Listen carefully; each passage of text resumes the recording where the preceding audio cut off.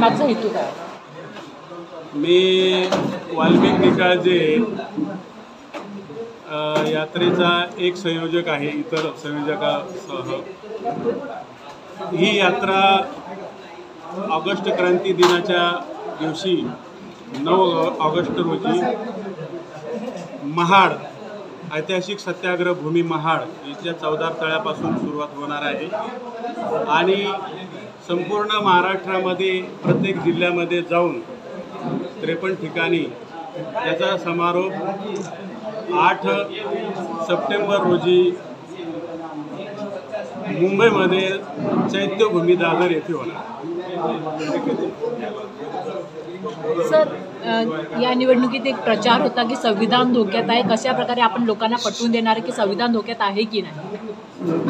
संविधान धोक्यात नाही, त्याचं कारण संविधानामध्येच तरतूद आहे।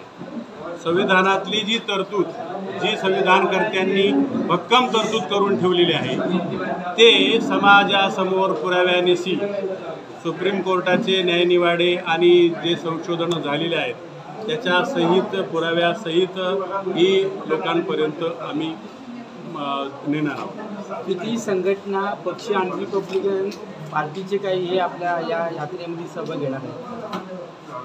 आता सध्या साधारणतः 250 संघटना, पक्ष, मंडळं, संस्था हे या यात्रेमध्ये सहभागी आहेत आणि आणखी पण काही लोक त्याला जोडणार।